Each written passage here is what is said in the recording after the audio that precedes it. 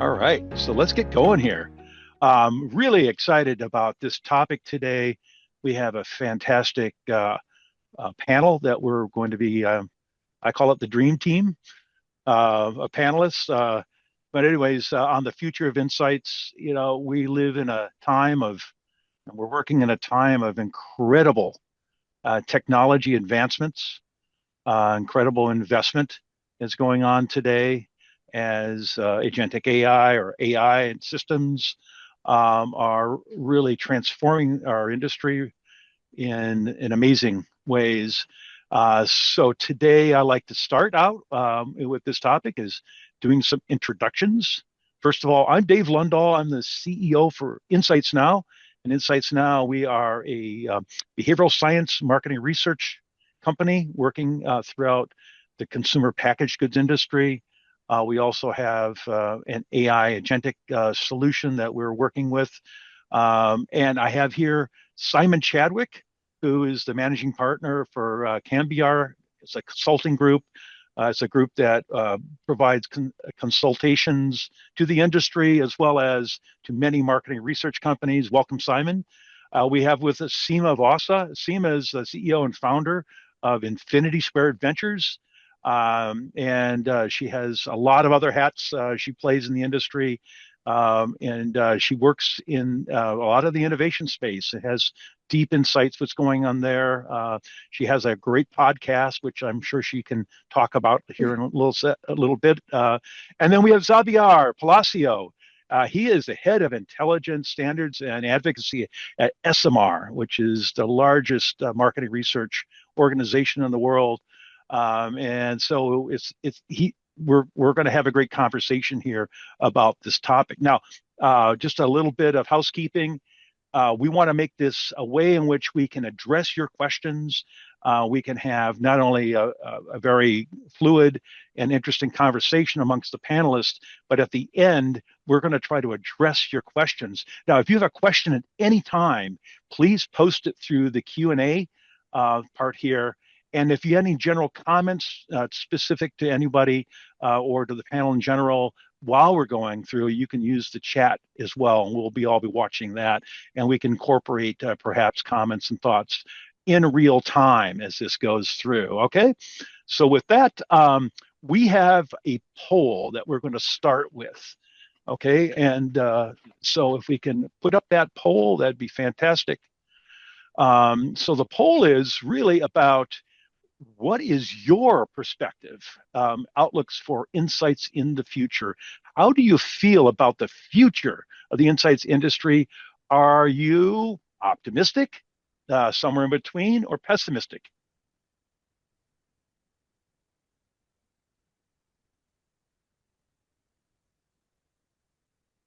Right. Looks like in real time, we've got some people pessimistic, at least one, but there's a lot of people that are somewhere between, but a little higher percentage looks like half or less. I'm going to close the poll here in a second.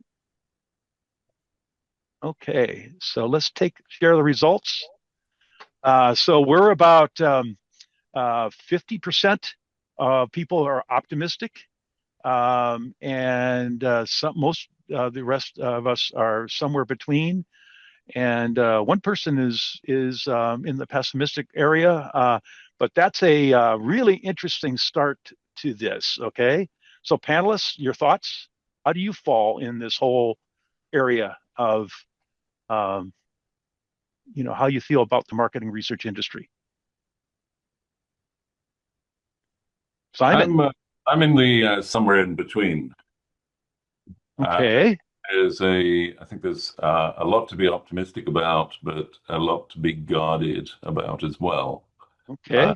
Particular, making sure that, for example, I just came out of a meeting where they were talking about synthetic respondents, and the point was made, and unless we are really confident of the data, the quality of the data on which we're basing these respondents, then we're going to go wrong. So let's, we need to be guarded and we need to train. Seema? Yeah, I think I'm optimistic, but I am typically an optimist. So like that lens is also, kind of how I view things. I think it's a time for a ton of learning, Mm, curiosity, and the ability to shape the future. There's no doubt that there's some major transformation going. The part that might tamper like incredible optimism is just the speed in which we as human beings can learn and grow and develop to be able to really take advantage of the technology that's occurring. But we've been through significant transformation before, and I think it's a calling for our industry to really work together and compare notes and help each other. mm. Xavier. Yeah, I think from my side, I feel also relatively optimistic, but of course that should not distract us from asking, hard questions and be quite critical of how things are going. So, I mean, I think there like we the thing is that the power to make things go in the right direction is on us. So we can Mm, always, you know, uh, continue to again set the expectations high. Do things right, and then we can, control that path towards optimism and towards a good future. right. Yeah. Yeah. Well, personally, as an insights provider, very optimistic because I've always embraced change, Hmm. but nonetheless, it is a painful Yeah. transition. And it comes with risks when Hmm. you have to pivot because Hmm. the world is changing, clients are changing. So, anyways, it's a challenge, but that's why we need these conversations. And Yeah. so, um, today's topics we're going to do in a three-step process. We're first going to be talking about defining what is this change that's going on. Then we're going to talk about how to navigate it, and then our panelists are going to kind of put on their forecasting hats and give us some predictions next year and beyond. So let's get started with defining change. And first up, we have Simon Chadwick. He's prepared a few slides and some perspectives. Simon. Oh, thank you, Dave. And I think, we've already said it in the first 5 minutes. This is a time of amazing change. And Seema rightly pointed out we've weathered change before and we've weathered magnificent change before. Um, but just to go back, if we can just go on to the next slide, Dave, just to go back to just 4, 5 years ago, the role of technology was startlingly different then than it Hmm. is today. It was all around, really around automation and data manipulation. It was about doing things that we'd been doing for decades, but better, faster. And really, we weren't at the point of massive innovation. Yes, we had platforms coming in. We had huge amounts of investment in the industry in platforms, and those were again allowing us to do things faster, cheaper, not necessarily better.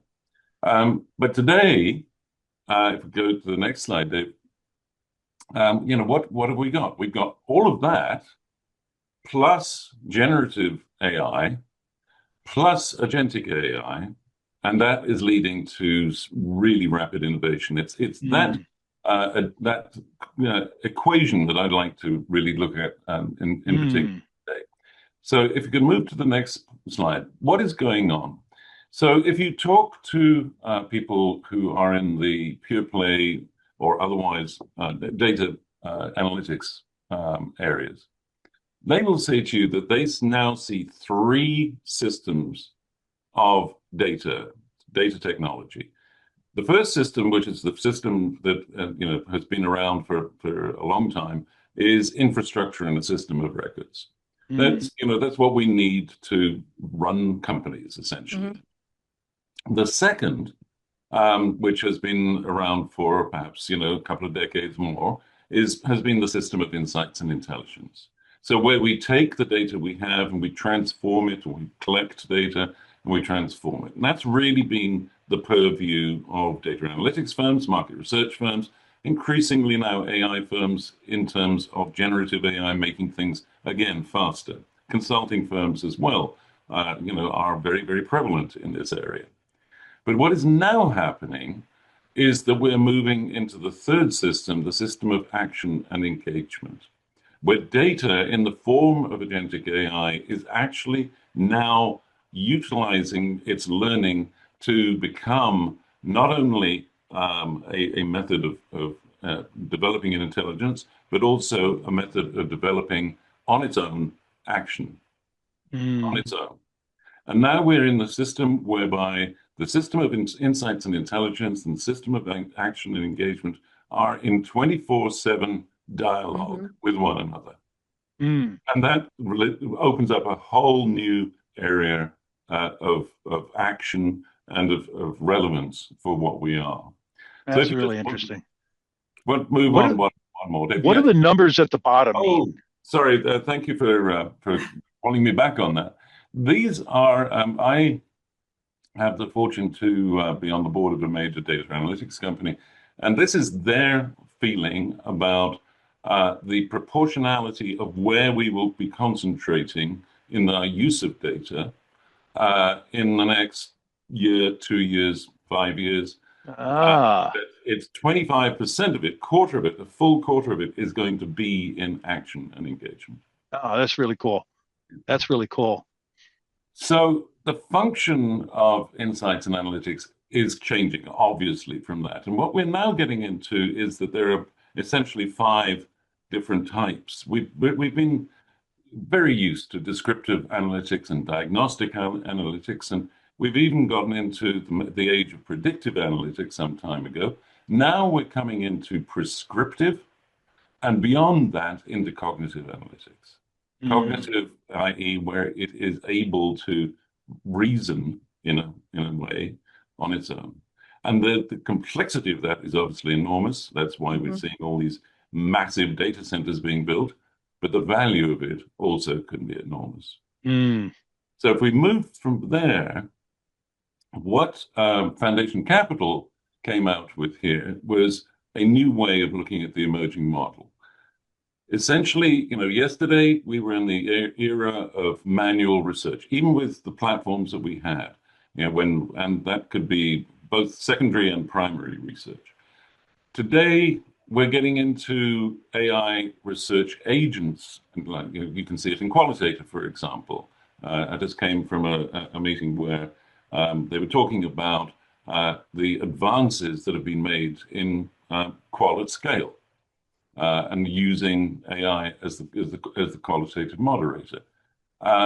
We're seeing that. We're seeing it coming through in product analytics and in user interviews and UX and so on.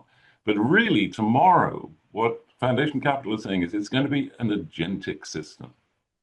It's going to be a system whereby there are marketing agents, product management agents, strategy agents. If you look at a company like Walmart, they have 5 rooms of agents in their company now, all reporting up through a pyramid to a super agent. And that's really, that sort of system will be leading us down into the road of strategy roadmaps in terms of drafting marketing campaigns. That's already happening. WPP now, basically, most of its campaigns are actually starting out in AI. So it's changing dramatically. If we can just move one more, Dave. This is now leading us to a point where, we've got classification. Classification is knowledge management. Knowledge management is something that, we've been struggling with for a long time. Companies have spent billions on it, but we couldn't actually get people to come and use the knowledge management systems that were built. We've put structure to that with analytics. We're now building hypotheses. AI is building hypotheses that we can actually test. But, and this is the real important but, meaning is still going to be the realm of the human being. Because human beings are irrational. And only irrational human beings can make sense of an irrational human being. So thinking about that, I think there's one more slide to go. Yes, or two more. Basically, we're now looking at, what are the talents and skills required as a result of this? Yes, data and technical skills, absolutely. Absolutely. Data analytics and integration, yeah. Business acumen, though, is going to be more and more important in this industry. The ability to understand strategy, to be aware of, what's going on commercially, aware of what's going on in the economy. And so that's going to also involve much more training in power skills, in consulting and influencing, critical thinking, empathy, especially. Oh, yeah. Yeah, for sure. So, the ARF came up with some interesting data, which you will find on the next slide, which was they actually went out amongst their members, their corporate members, and they 2 years ago, they went out and said, what skills are you looking for? And those are on the left of this chart, starting off with storytelling and basic analysis, and you can see research methodology and so on. Go 2 years forward on the right. Those basic skills, not interested in those now. Yes, storytelling still there. Yes, data visualization or advanced analytics, but now it's all about AI and machine learning and, all of that. But, and on the next slide, you will see the but. They then ask them, how easy are you to get to those people? And it's not easy. Yep. And so today there is a huge amount of investment in training, and that's where also our education systems need to start really putting. Yeah, that's really good. That's really good. Thank you. There's a couple of questions, okay? Yeah. And the first question comes from an anonymous attendee. Is that I don't really understand what is meant by agentic systems. That is, the tomorrow scenario here. Agentic AI is where you've got a series of data, maybe a flow of data from various different sources, feeding into an AI algorithm that can be built into a thinking, acting piece of software, I guess. But it is almost like a replication of a human being. Very good. It is something that actually can act on its own, utilizing the data with which it has been trained and fed to analyze and then take action. Okay, that's really good. I see Lucy Davison is in attendance. A lot of people know her. And she's got two questions. I'm going to hold the first question till the end after I've had inputs from all three of you. But where should we look for these hard to find people? I think it's relevant to kind of finish your part, and then we'll move on to Xavier. I think, it's interesting. I'm involved with a couple of the MMR systems who are looking at their curriculums very, very hard right now, and realizing that they've got to really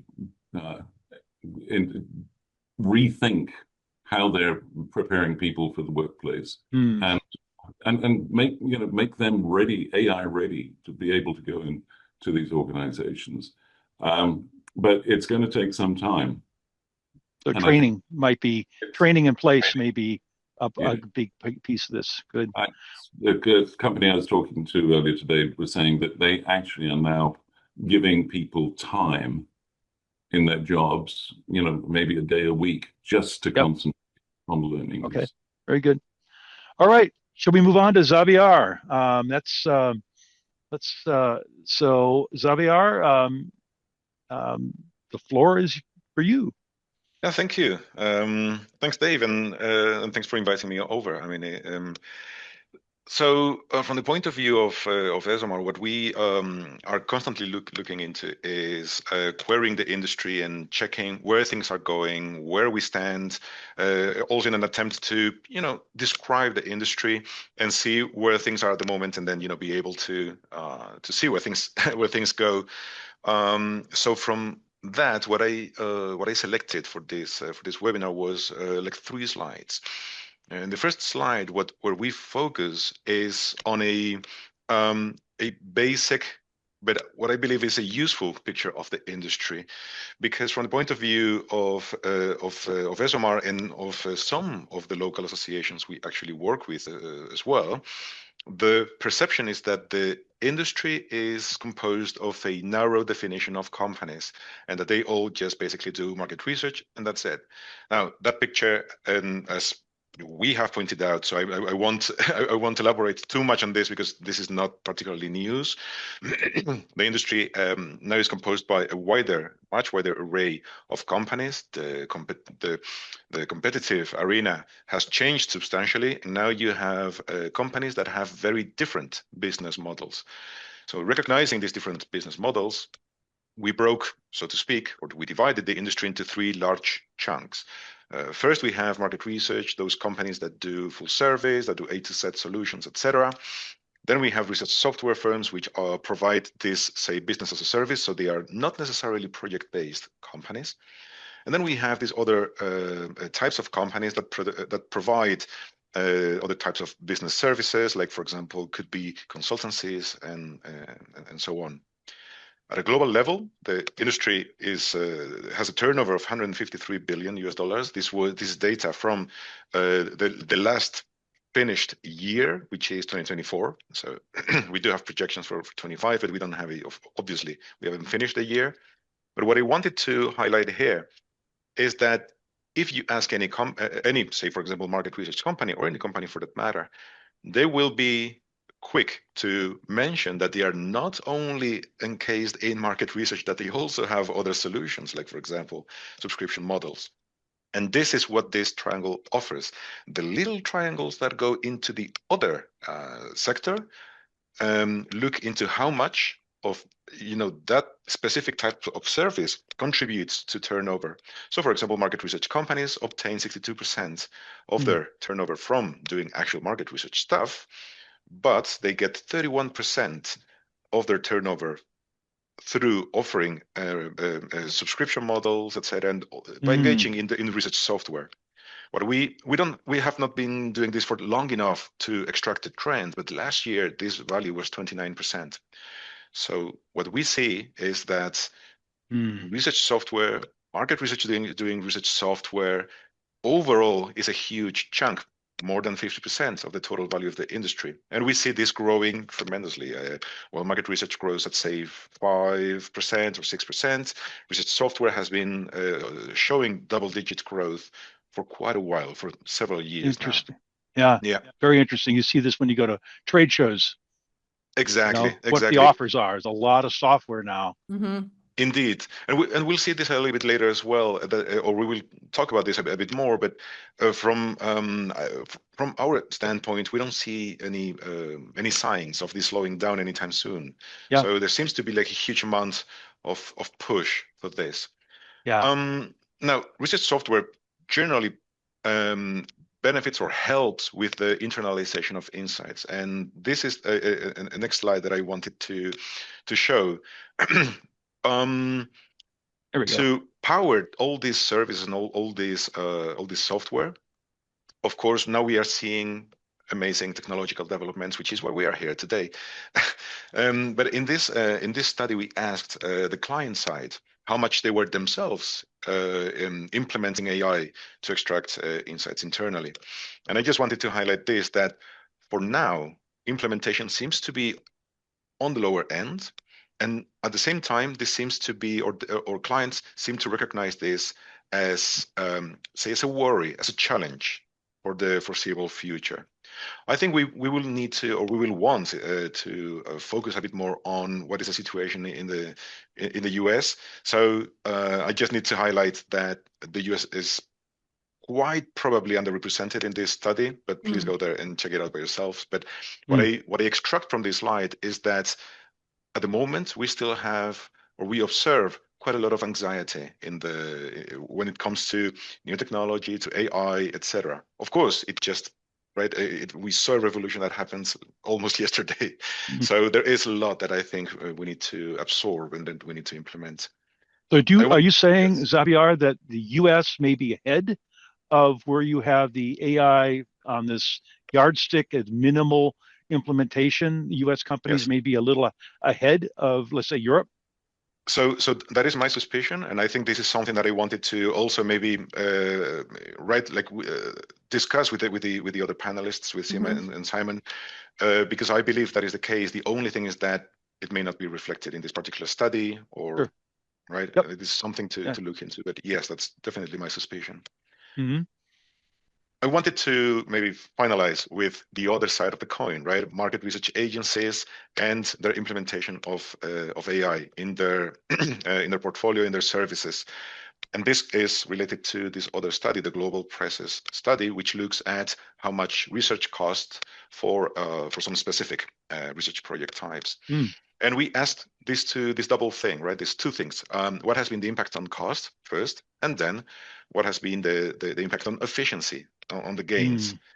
Overall, and here you can see quite clearly the flow, and I find this graph quite interesting. We have seen little to no impact on cost. So the implementation of AI seems to have been so far modest. That's my reading. But at the same time, the gains have also been slight, so have been minor, have been, incipient. They're happening. So my reading from this is that all in all, if you take these three slides and how things are developing, we see plenty of investment, development in new technology. But my broad takeaway is that the AI still remains a promise. It still needs to materialize. There's a long way to go there. That's a really good point. Really, really good point. So let's complete the circle here amongst the three. So and bring in the investment sort of question. So how is this impacting, change in the Yeah. investment community? Seema. So I look at the market in segments. I think some of the tension that we feel as an industry is that there is so much VC capital that's being funding startups. I think it counted over 200 from the beginning of the year, probably 200 plus, and close to $100 million, probably more than that. Just more US based. And those companies have to execute on their mandates for their investors, which means gaining market share, being aggressive in terms of trials, and really getting clients to use their products or services. And we might look at these companies and say they're not market research, but they're fulfilling a pain point that could be an alternative to what we consider traditional insights. And I haven't seen as much in some of the numbers that I've seen. I haven't seen as much retention to some of those clients and products and services, but there's definitely an uphill battle. There's definitely a huge kind of innovation and creative spirit in these organizations that really have to prove out their models. And a lot of those people, founders, are not necessarily, they don't necessarily come from research. They're more technology led. And so I think that's a huge part of the tension that we feel outside of the fact that the technology in the world is just developing. The second segment is the people who might already have investors, the private equity, they have private equity. They've kind of been in this, in the portfolio, but this major transformations happening with AI. And many of those investors are saying, okay, what's our AI plan? What are we going to do? A lot of the times there's some, and I won't name names, but they're traditional companies that we know of that have gotten really good investors, but now thinking about their next leg of the journey and trying to figure out how do they position themselves, be relevant, and still leverage AI in some form or fashion. Third segment, which I think where a lot of people are feeling the pain, is people who might not be funded. And our industry is highly fragmented. And those CEOs are thinking, do I go out and raise money and transform my business? Do I have the skills to do that? Or do I try to get out now and say this AI kind of bloom is something that I might not be able to weather? And those companies are pretty good targets for any one of those other two segments that I mentioned because they have MSAs, They have people who understand clients and they understand the clients' businesses. So there's all these different dynamics that are happening, and I think that, to some degree, is creating. I don't know if it's tension, but yeah, tension in terms of where is this industry going? Absolutely. Yeah, Yeah, I can imagine a lot of tension for some people, especially I in know. that third group. So Yes. yeah, Yeah. yeah, And for sure. actually, I'll also say, we do Insights Association does a quarterly pulse survey. And if I look at the last 8 quarters of that data, Mm, even last year, January 2024, people weren't sure if AI was here to stay. It has accelerated to the point, this most current wave, it's here to stay. I got to figure out what I'm doing. So mm, and that, to some degree, that's a pretty yep, short time period for yep, such a quick change in terms of perception and acceleration of AI. yep, yep, yep. I'm part of that, and Yes. I know exactly what you're saying. Well, there's some other questions here, but they seem from the audience, but it seems to be related to the second sort of question that we want to go through. So, how do we navigate the change? Okay. Hmm. And depending, what are your perspective? If you're on the client side, how do you navigate the change? If you're on the supplier side, how do you navigate this change? And so on. And I think what you're saying, Seema, Hmm. is a perfect segue. So let me kind of put a sort of emphasis on a couple of the questions, Sure. because I think this tension that Hmm. people are feeling, so what is the blind spot for our industry right now? Okay, that's one question. Okay, another Hmm. question is, how are these agents trained, and how can we be sure they're making the right decisions? Hmm. Okay, or helping us make the right decision, maybe. Um, these are, to me, some questions, the underpinnings maybe is getting at some of the tension that Hmm. you're talking about. So Seema, you can continue Sure. talking since you're on screen right now, and then I'll let Simon and Xavier weigh in as well. Well, the first one, in terms of how do we know things are trained properly and, decisions are made or provided appropriately, this is where I think we come together as an industry, both client side and supplier side. We have a responsibility to ensure that we're doing the testing, we understand the black box behind the methodology. Um, we are responsible and we are making sure that we're not just buying blindly, because if I ask the model one question and it's right, every other scenario is appropriate. And so I don't see that yet. I see some companies investing time and effort to really do that parallel testing, refine. They have to have some money to do that. But I think that should be a unifying call for our industry in terms of Mm, making sure people know what they're buying and they know the use case. And listen, everything's not perfect. So yeah. on what occasion do I use what platform or tool, and what can I expect from it? Is it 100% accurate? Is it 50? Is it good enough? Right? And so I think we have to start having those conversations. I think a lot of the Mm, conversations has been fear, uncertainty, and doubt. And now it's mm, time to put pen to paper and say, it's here. We are responsible for figuring out how we navigate this. So, mm, and maybe that's idealistic, but I think if there's enough people doing that, we can yeah. actually really help navigate through this. All right. Simon, Yeah, same questions. yeah, I mean, I think Seema makes some really good points there. Um, the Grit recently came out, and they had a question in this latest wave where they asked people how satisfied they were with AI at this particular point in their businesses. And it was quite interesting because, as you would expect, technical suppliers, technology suppliers were saying, we're really satisfied, 75, 80%. Uh, Full service research companies, about half were satisfied. Among brands, it was 20%. Hmm. And the reason there, I think, is because brands aren't yet still quite sure, Hmm. to Seema's point, can we trust this? Where do we use it? What's appropriate? Hmm. And it was interesting, in the meeting I was in before this one, there were a number of clients in there. And one of the themes that started to come through was, it's great on qualitative, fantastic. We can do qualitative at scale, and we can use agentic moderators, and yeah, it's really great. On quant, nah, I'm not trusting it because I don't need 80% or even 90%. I need 99.9% confidence in the data. And so this actually wraps back around to the data quality debate that is going on in the industry. Until we solve for that one, Right. I think brands are going to be Garbage in, garbage out.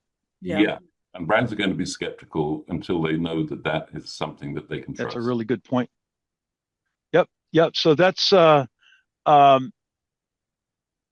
so the question about, to navigate this change, how do you find the people?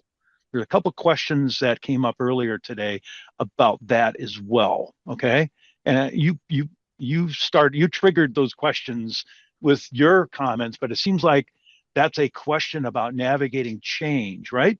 The needs are changing, So is the answer, as we said, it's got to be um, training in place, or are we going to be looking for people that have never in the past been part of what a traditional marketing research agency or client side department would have looked to in terms of skill sets?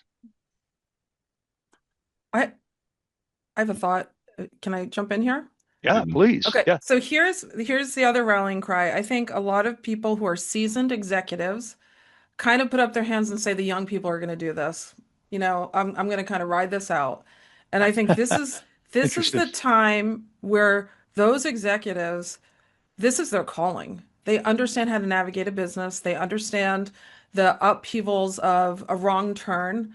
But what I would say is they need to blend their resource model. Get the younger people that know what they're doing in terms of those skills. You need to train them on all the other stuff, which is quite frankly maybe harder, like showing up to work on time and stuff like that. But and then also look at your resource pool and say who's going to make this cross this chasm in terms of being curious and learn. And so you can blend your resource model, but still you still use your core leadership skills to kind Yeah. of be able to plan and build your roadmap. It sounds easy. I know it's very difficult, but I think it's something like we understand the industry and we could use our leadership and be open. I think we're now to the point where we all know it's here. The question is, how do we move forward? And it's the blending of these skills. And some people might Yeah. not want to do it. Yep. Some people will be That's like, really good. I'm off the bench. I'm not doing this. Yeah. Yeah. Xavier, same sort of questions to you. So from my side, what I was left a little bit thinking is as well on thinking to myself where the push for constant AI and innovation is coming from. And I think Sima also pointed a bit to this idea when she was saying that so many companies are either have participation or are owned by venture capital companies who push them to have a plan for AI development and so on. When we asked the client side, this push for AI, new technology, and so on didn't quite rank as high. So it was not top of their mind. And what they really needed was a way to effectively navigate this complex world where they are operating in. So in that sense, they said, okay, fine, it's okay that you have the technology, but please come and grab me by the hand and show me the path and what to do with these insights. And I was saying this, and when thinking about training and how to train the professionals and so on, I remember that we welcomed at our premises here in Amsterdam a co-founder or of a research company that now had completely focused on offering advisory services and was much more into the consultancy area and so on. And I did ask the question of So how did you do that transition? And I think I think this could also be applicable here as well. How do you do that transition? Are you training them to be, say, consultants, or are you training consultants into market research? And the answer was quite clear. It's definitely easier to train researchers to be consultants, because because the researchers already have many of the tools that that involve critical thinking. And that's at the end of the day the most important part, and the thing that you need to bring to the table. And this also links to the AI and technology development. So, as Simo was saying, a lot of this development, what is allowing is these technologies to be used by non-experts. So how are they going to make the call of what is good enough, of whether the tool is the one that they need, if the findings are correct? So, yes. Yeah, I think this is really good. So let's go to the last part here. And I've spent hours talking about this. This is really great conversation. But in terms of predictions, okay, and thinking about what's to come here in the next year or couple of years, as Simon was trying to showcase. So let's go around. I'm going to start with Simon because you showed a slide earlier about the next 2 years. So how is this going to play out? Well, the slide was actually 2 years past them today, so I think we've seen one thing we haven't talked about is that we have seen some fairly irrational behavior in major companies where senior management has decided that AI is going to do everything and they can get rid of God knows how many people in CI. And that's it's interesting. I'm involved to some extent with ICN, and they have seen massive inflows of people who have been laid off amidst this change. We were thinking probably last year, 2024, it was about 5,000 people in CI. I was talking to somebody in pharma recently. She said that's only in pharmaceuticals. It's much more. So we're in a very, I mean, it's not just change. It's a flux of major proportions. I think over the next couple of years, maybe next year, we will see that stabilize. And then I think there's going to be some rethinking as to exactly that, which we've all been talking about. What are the talents that we actually need? And how do we ensure quality? How do we ensure that we're not taken off the tracks? Because it's only going to take one major catastrophe caused by caused by AI based on bad data. And, you're going to see a lot of ramifications. So I think we will start to see a rethink of, okay, yes, we need people who've got really good consulting skills. And I hear you, Xavier, because it's interesting. MRI and my own company are actually running paid for courses in how to become researchers, become consultants. We are sold out. I mean, we're going to have to hold it again. That's how big the demand is now. But getting to that human tip of that pyramid, if you remember, that's going to be about consulting. That's going to be about strategic nous. And then there is how we actually deal with AI and deal with its quality. So I think as Seema said, the mix of talent and backgrounds is going to change, and we're going to start to build again. But it's still going to be rough, I think, for the next year before that happens. Xavier. So it's interesting. I mean, Simon was talking about agentic AI, as part of the end of this path and so on.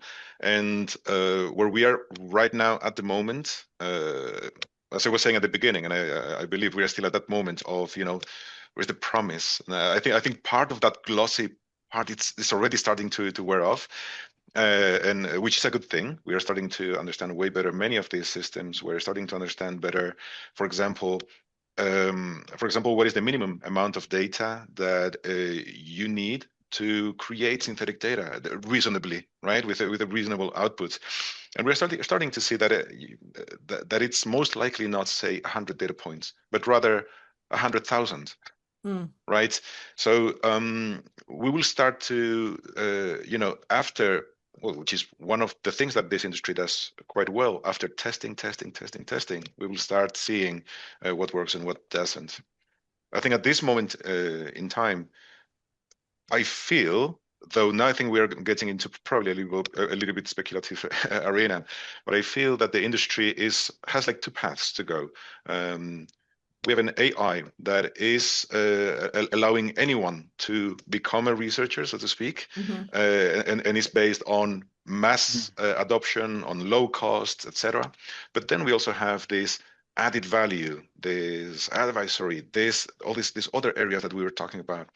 And what I see in the next couple of years, and particularly as these systems become better, and for as long as we challenge them enough as well, we can see a substantial merge where they finally, and I think it's also what Simon was saying, where we finally see them allowing for actual and proper extraction of insights.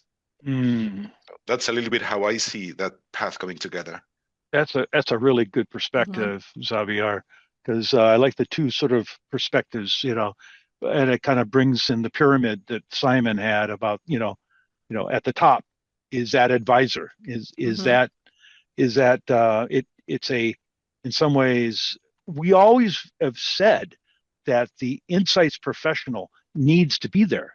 Yeah. Not down in the weeds, so to speak. Yeah. And so my so I'm going to let Seema add to this question about predictions for where is this all taking us? Well, I think the one other macro force that we have in addition to all this is that brands are really struggling through the uncertainty of economic and global uncertainty. And so I think, similar to what Simon said, it's going to be a hard year, I think, in the next 12 to 18 months as they try to recoup and figure out, and hopefully it's not longer, like find the footing in terms of having a predictable business outcome, given hopefully some of the uncertainty has kind of minimized. That's yet to be seen. But assuming that, I think that we will see, some form of AI in the good enough research area. And it might not replace it, but we'll see more tests, more pilots, more, let's say in idea concept generation or stage gate innovation for the earlier phases for either for product or marketing. I think we'll continue to see some more pilots around synthetic data. I think that it likely I'm hearing that a lot of people, especially for those hard to reach audiences, don't necessarily want it all synthetic, but they want good quality, real humans, and then they augment with synthetic. And so maybe we'll see a little bit more of that. And I agree with Simon and Xavier. We've been talking about moving up the value chain with clients. Like we've had a long time. We talked about value steps. We talked about being a partner. The time we need to make accelerated progress in that area because things are moving really quickly. So those are a few things off the top of my head. Yeah, that's great perspectives. Yeah, things are moving quickly, and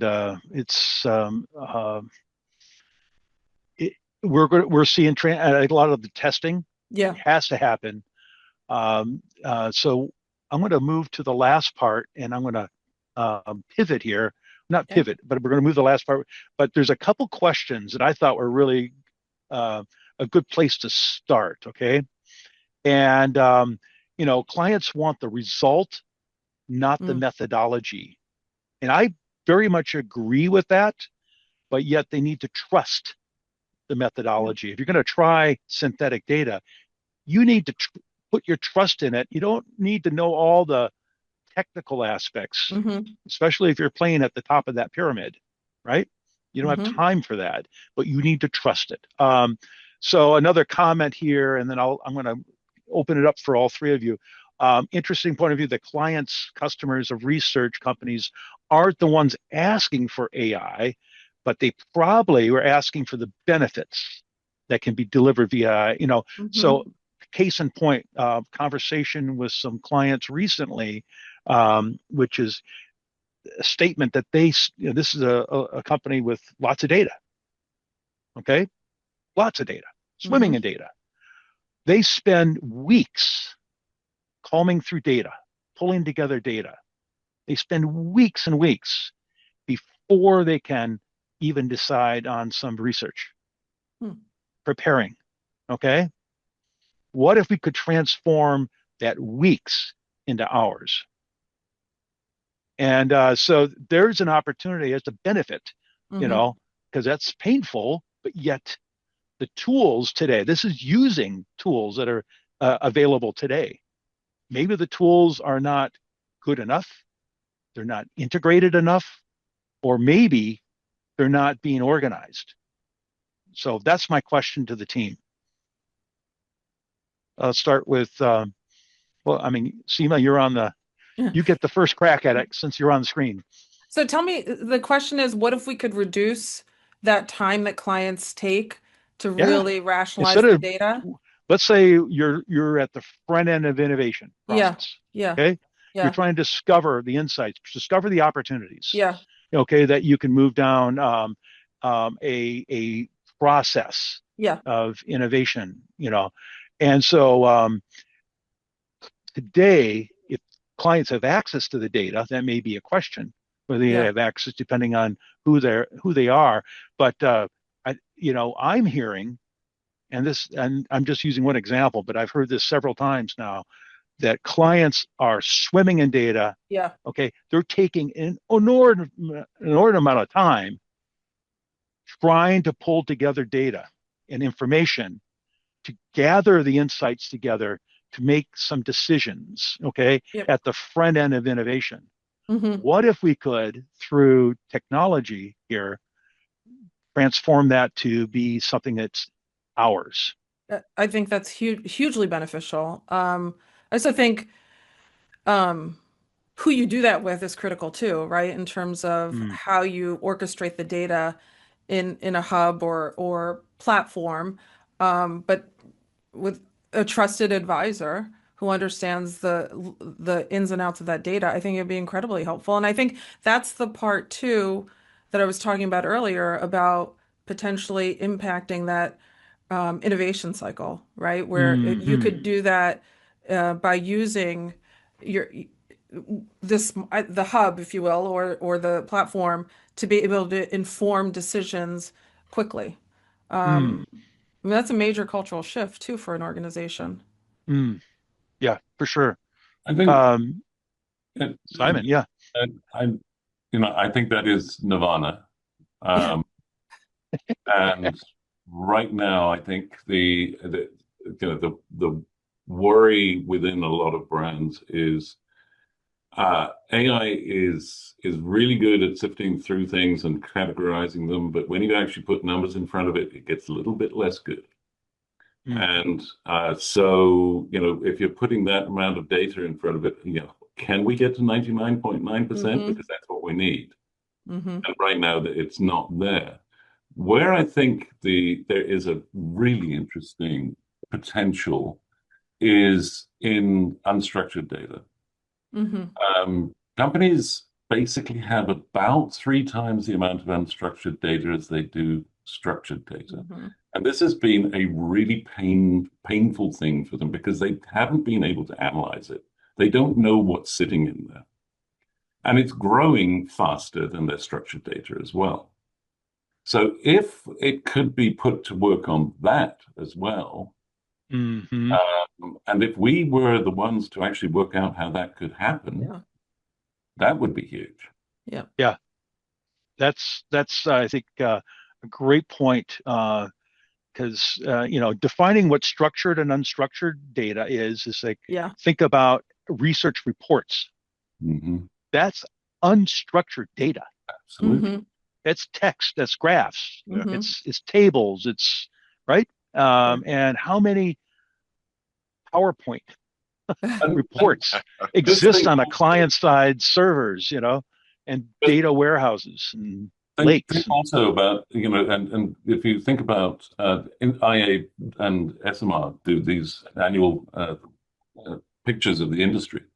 And there's a huge set in there, which is the digital data analytics. And the companies they cite are companies like HubSpot and Yep, Adobe and all that. yep, yep, yep, And yep. when they're bringing in things like customer call center Yeah. data and Yeah, that's reporting, really, really great point. So we're running so Xavier, a final comment, and I, then we'll have to get to a close because we're at the end here. Okay, no problem. I think I just wanted to add to this very last point as well, that one thing that I hear about when I talk about, make sure that you partner with your clients. There's a lot they have a lot of data and so on. Very often they say, well, yeah, but the client usually doesn't want to share their data with us, and that seems to be part of a problem, And what we find as well is that, well, that is part of this partnership, part of this trust when the client Mm-hmm. eventually, right, or part of that conversation.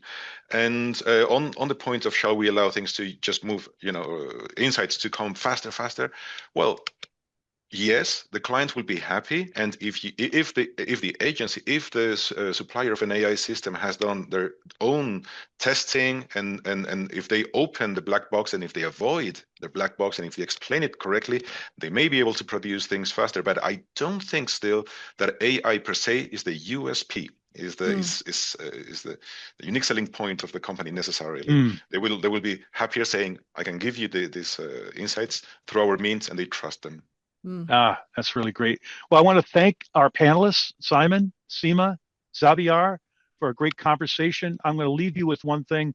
At InsightsNow, we're embracing this. And in our January webinar, we'll be kind of introducing Clara with the AI in the middle as an agent, because to provide the blend of behavioral science, behavioral frameworks with all these fantastic new tools that are coming out that come from data science. Mm-hmm. And so, anyways, with that, I mean, if you want to get a video, if you want to see some other information, it's a really cool video with about Clara. You can click on this code here and get to that. So with that, everybody, again, I want to say thank you to our panelists, and thanks for all the great comments from the audience. And with that, everybody have a great day. Thank you so much. Thank you. It's been a Right. pleasure. Yep. Bye. Bye-bye.